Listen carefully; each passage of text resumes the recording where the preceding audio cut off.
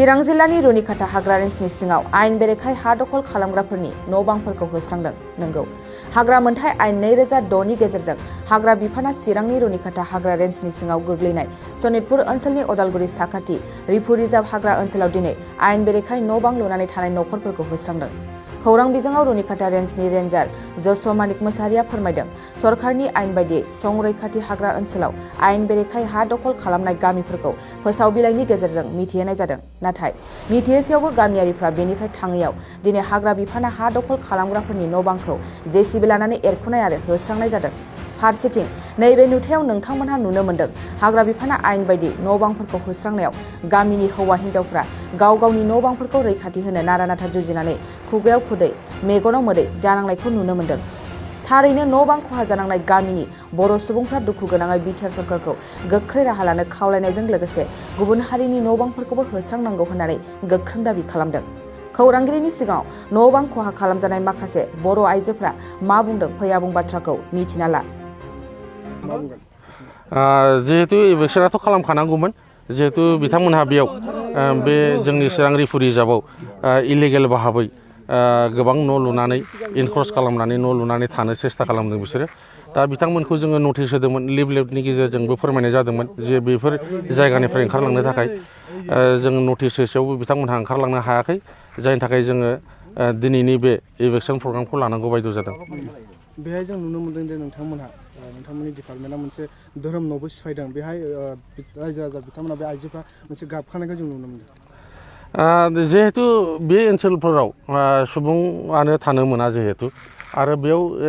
गिर्जा थागोन, मन्दिर थागोन, बेफोरबो जिहेतु सुबुंजों सोमोन्दो थानाय जिनिस, बेफोरखौबो जों सिफायलांनांगौ जादों। जोंहाबो सेन्टिमेन्ट दं धोरोमनि फारसे, खिन्थु दंब्लाबोथ' जों उफाय गैया, जिहेतु सरकारनि निर्देश जों गासिबो बेखौ सिफायलांनांगौ जायो। मा मा जायगाखौ खालामदों? दिनैहाय जोङो उदालगुरिनिफ्राय सुरु खालामदों, आप टु गोबोरखिसिम जों जेसेबां हायो बेखौ जों खालामलांनो सेस्था खालामगोन। जों मिथिनो मोननायाव बे जायगायाव थाफैनाय मानसिफ्रा माखासे हाजो जायो हाखौ खुरखानायजों गोबां खस्थ'नि दारै बेवहाय थाफैदों जों खोनानो मोनदों। दा मोजां सोंदों नोंथाङा, जे नंगौ जोंनि सोंनायनि गेजेरावबो बिथांमोनहा सोरबा बुंदों जों लेन्डलेस मानसि आरो सोरबाया लेन्डलेस नङा। दा बिनि गेजेराव जों सार्भे खालामनानै मोनदों, नंगौ बिथांमोनहा हयथ' बिथांमोनहा माखासे जायफोर दिखियाजुलि आरो नागालेण्ड बेफोर ओनसोलनिफ्राय फैदों, बिथांमोनहा हयथ' हा गैयाबो जानो हागौ। दा माखासे नैबे जोंनि जायगानिफ्रायनो रुनिकाटा, बेंटल, बालाजार बे ओनसोलनिफ्रायनो माखासे सुबुंफ्रा बेयाव हा लाफैनायखौ जों नुनो मोन्दों। जिहेतु बिथांमोनहा स्थायि भाबै हा हु दंखायो, रायजो जाखानाय बैफोर गामिफ्रावनो, रेभिनिउ गामिफ्रावनो, खिन्थु बिसोरो बेयाव आरो गावसिनि लबनि थाखाय गोदानै आरो हा दानफैबावनानै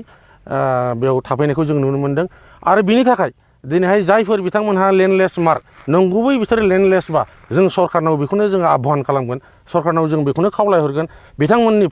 पुनराय स्थापननि थाखाय, बिथांमोननि थांनानै थानायनि राहा लामाखौ जेन सरकारा खालामनानै होयो बिथांमोननो। जे खाथि खालानि जे हा गोनां सुबुंफ्रा थांनानै थाहैफिननो हासिगोन। दा गोजान जायगानिफ्राय फैनाय जे सुबुंफ्रा दा बोरै थांनो आरो बबाव थानो? दा बेखौनो आङो बुंदों, जिहेतु खाथि खालानिफ्राथ' थांनानै थाहैफिननो हागोन। जायफोर बिथांमोनहा गोजाननिफ्राय फैनाय, बिथांमोननि पुनर्स्थापन आरो बिथांमोननि थांनानै थानायनि राहा आरो बिथांमोननो न' लुनानै थानो खरलबसे हा होनायनि दायथ'आ जों फरेस्ट डिपार्टमेन्टनि नङा। जिहेतु जोङो रिजार्भखौ रैखा खालामनांगौ हिसाबै, फरेस्टखौ रैखा खालामनांगौ हिसाबै जोंनि हाबाफारिखौ जों मावलांबाय। बाखि बिथांमोननि सायाव सिन्था धारना खालामनांगौआ आं सानो बे सरकारनि हाबाफारि होननानै आं सानो। फिसाफोर जोङो हा लाफैदोंमोन, जोंहा जेबो गैजा रोङा, हु गैया, फिसा फिसौनि थाखाय जोंहा जेबो गैजा रोङा फिसाफोर।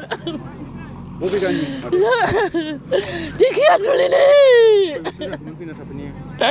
4 बोसोर जाबाय। सिगाङाव बेबायदि ओहो एसेथ' खोन्थाखानाय जादोंमोन जेनेबा न' सिफायगोन होननानै।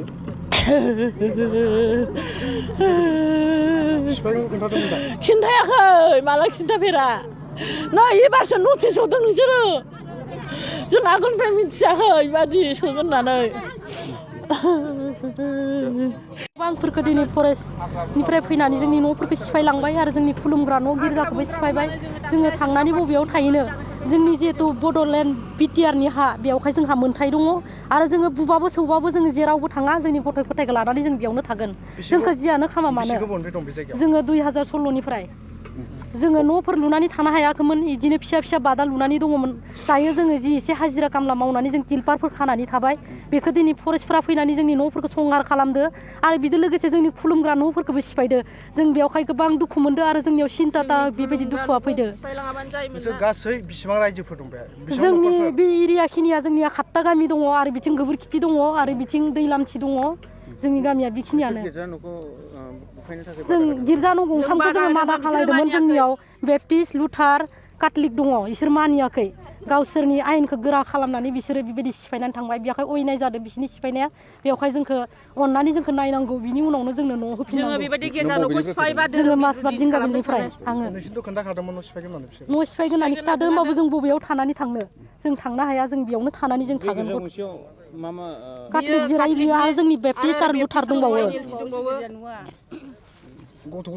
गथ' गथाय 3 दङ आंहा सासे फिसाला 2 फिसाजो आं बेबायदि गैयिनि थाखायनो बेबायदि माबायाव राजस्थानाव बे मावरिया स्कुलाव आं दोनहैयो सासेखौ 9 मोनबाय दायो क्लास 9 न'खराव हा हु दंना गैया न'खराव सिगाङो जोंहा हा हु दङमोन ओमफ्राय जिंगाबिलावहाय दै होखाजोबनानै जों रिलिफ जानानै ओमफ्राय दायो फैबाय मिसा होनदोंबा नोंसोर नाय जिंगाबिल मासबाद फाग्ला दैया होखारदो जोंखौ दाबो रिलिफावनो दङ खायसे जोंनि न'खौ गासिबो दंस' खालामजोब्बाय जोंनि आबाद खेथि गासिबो आरो जोंनि गिर्जा न'खौबो दिनै सिफायबाय जोङो बादा होदोंमोन मानियाखै सरकार लेभेलनिफ्राय फैनानै दिनै जोंखौहाय बेबायदि गोदाव सोराव खालामबाय जोंनो बे हाखौ नांगौ जोङो जोंनि बिटिआरनि प्रमद बर' बिथां सारनियाव जोङो खावलायहरो जोङो बिनिफ्राय माब्लाबाबो ओंखारलांनाय नङा जोंनि जिउखौ जोङो दान होगोन सरकारनि मानसिया जोंखौ गावथारलाङो ना बुथारलाङो सिथारलांब्लाबो जों बे हानिफ्राय माब्लाबो ओंखारलांनाय नङा आरो दिनै जोंखौ इभेकसन खालामदोंबा बै गुबुन जाथिफोरखौबो खालामनांगोन बिसोरखौ खालामाबा जोंनो माबा मोनसे खालामहैनाय जागोन बिनि थाखाय जों एक्सन लागोन जुदि जोंखौल' इभेकसन खालामनानै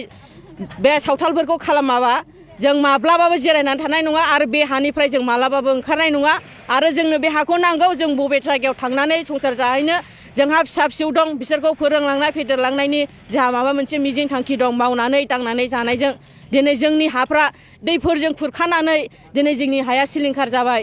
जोङो दिनै अन्थाइफोर खनबायबायनानै जानांबाय समनि गेजेराव बन फाननानै जानांबाय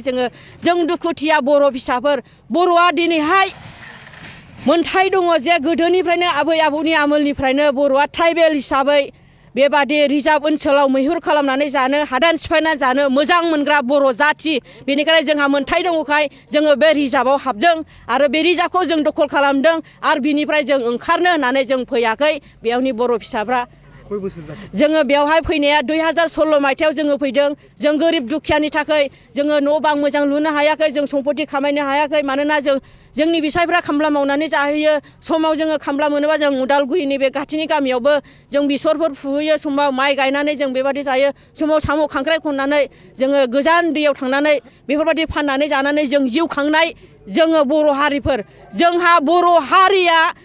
माखासे जोंनि गेदेर गोलाव गोजौ थाखोनि बर' हारिया दिनै जोंखौ सिनायाखै जोङो जेबो सुबिदा मोनाखै बिनिखाय जों दिनै बे जायगायाव जोंनि गामियाव 2 नं खालबारियाव जोंहा ओरैनो 50टा न'खर जोंहा दङ दिनैहाय सिफायजोब्बाय जोंनि ओमफ्राय जोंनि चार्चफ्रा बेबादि दङ काथलिक मोनसे दङ लुथार मोनसे दं NLC मोनसे दं मोनथाम चार्चजों जोङो बेहाय गामि दरसे 50टानिबो एबाब गहर जोंहा दङ गिर्जा न'खौ सिफायबा जों जोबोद दुखु मोनदों बेखौ जोङो धोरोमनि बिरुदि लांबाय नामा होननानै जोङो सानदों आरो जोङो बुङो धोरोमनि बेबादि धोरोमसालिखौ सिफायनो मोनामोन जोंनि न'खौ सिफायब्लाबो बिसोरो बेबादि खालामनो मोनामोन जों गोबां दुखु मोनदों बेनिखायनो जोङो बे हानिफ्राय ओंखारलाङा जों चेलेन्ज खालामगोन आंनि बुंनांगौआ एसेनोसै आङो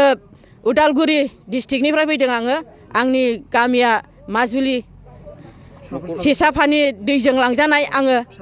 फिसाफ्रा आंनिया 3 दङ फिसा हिन्जाव सासे फिसा हौवा 2 बिसोरो माने आंनि सासेया गिदिरसिना हाबा जाबाय गथ' दं दा बिथांमोननो आंनि फिसाफोरनो होलांनो थाखाय हा फेरलेबसे हा गैया बेनिखायनो आङो बे रिजार्भ मोनसेखौ दखल खालामदों बिनिफ्राय जों माब्लाबो ओंखारलाङा हायोबा दिनैनो गावथारलाङो ना बुथारलाङो बे नोंसिनि इस्सा जोङो बेखौनो राइट लादों